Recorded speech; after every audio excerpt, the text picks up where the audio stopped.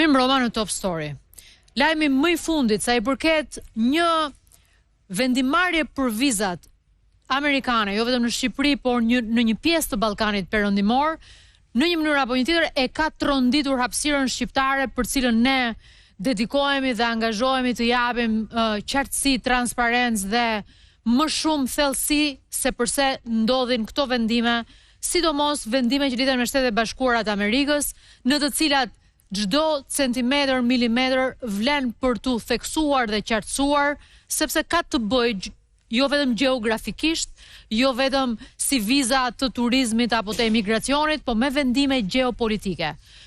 Do ta nisim kështu Top Story-n me një lidhje të drejtë për drejtë me Keta Kostrecin, e më pas do të vijojmë me atë që është ngjarja e arratisjes së një të burgosurit të sigurisë së lartë dhe çfarë ka ndodhur aty dhe çfarë duhet zbuluar aty, pavarësisht se kjo është bërë një analizë mjaftueshme në mediat deri sot. Kemi disa ekskluzive që lidhen me personin, me familjar të tij, të cilat nuk do ja zbuloj tani. Do të shkojmë menjëherë në komunikim me Keta Kostrecin, që kam kënaqësi që kam në Top Story. Mirëmbrëma dhe faleminderit Ketë që je me ne sonte. Patjetër, përshëndetje Grida, faleminderit juve. Përshëndetje ty. Çfarë ishte kjo vendimarrje e Dash?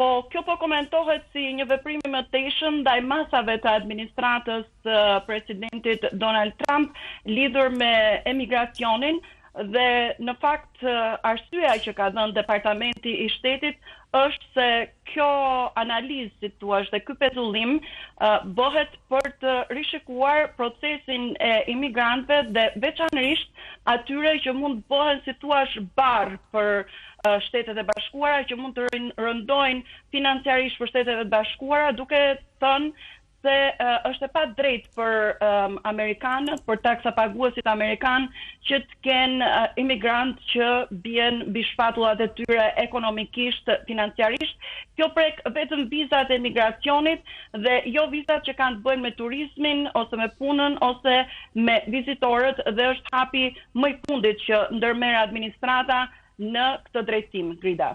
Ajo që bën përshtypje është që ndërsa Shqipëria e ka marrë këtë, le të themi, penges, gjithsesi, që unë do të pyes cili është diferenca midis vizës turistike dhe vizës për emigrim, si fillim?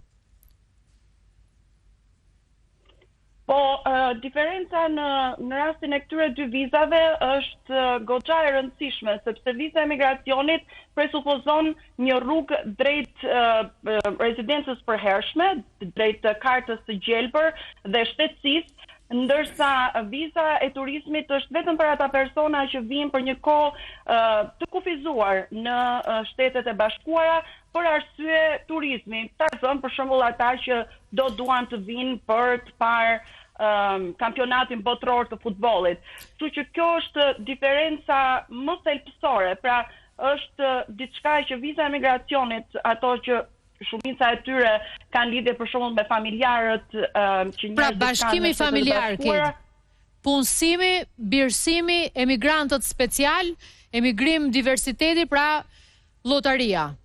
Të gjitha kategori të cilat shqiptarët i prekin për shkak të emigrimit të hershëm, të gjatë në vite. Vizat që nuk preken janë vizat studentore dhe vizat turistike. Kam një pyetje politike për ty. Kate, të gjithë ata që janë në politik dhe unë kur e lexova lajmin në filles thash me veten time do përfitojnë nga kjo për të thënë që prandaj shkojmë dot në Amerikë se ja kanë ndaluar të gjithëve. Pra vizat e politikanëve, të cilët në mënyrë të ditur apo të paditur janë bllokuar, janë mohuar, janë kanceluar, hyn te kategoria e vizave turistike dhe për punë. Çka do të thotë që i hiqet mundësia atyre politikanëve që i është kanceluar një vizë apo diçka tjetër të justifikohen nëpërmjet një vendimi të përgjithshëm, besoj. Jo, sepse nuk ka lidhje direkte, të paktën ashtu si e kuptoj unë vizat që mund të marrin politikanët ose mënyrën se si u është hequr mundësia për vizë këtyre politikanëve, që ka lidhje me çështje që kanë të bëjë me korrupsionin dhe sigurinë kombëtare, ndërsa këto viza janë viza emigracioni.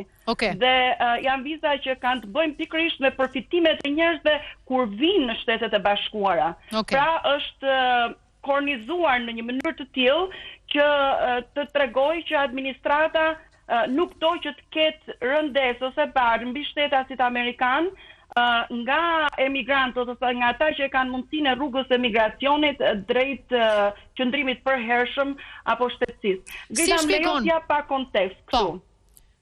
Si shpjegon çështjen që Serbia nuk është në këtë listën e bllokimit të këtyre vizave?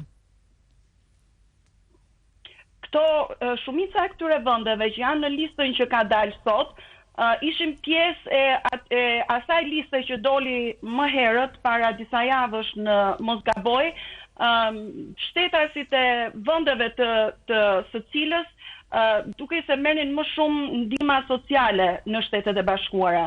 Dhe megjithëse të dyja listat nuk kanë përputhje të plotë, kanë mjaft përputhje, si thua kur bëhet fjalë për vende si Shqipëria dhe Kosova. Tani që t'i futem vend pas vendi nuk ka mundësi se nuk kanë dalë akoma detajet, por janë ca gjëra që bien sy, që ka një ndërthyrje të këtyre listave, po jo përputhje të plotë.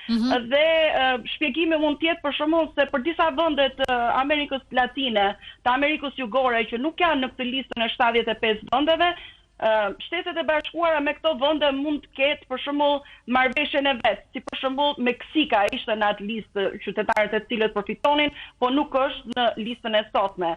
Por Shtetet e Bashkuara dhe Meksika për shembull kanë mundësi dhe kanë marrëveshje të tilla që mund t'i zgjidhin këto punë mes njëra tjetra.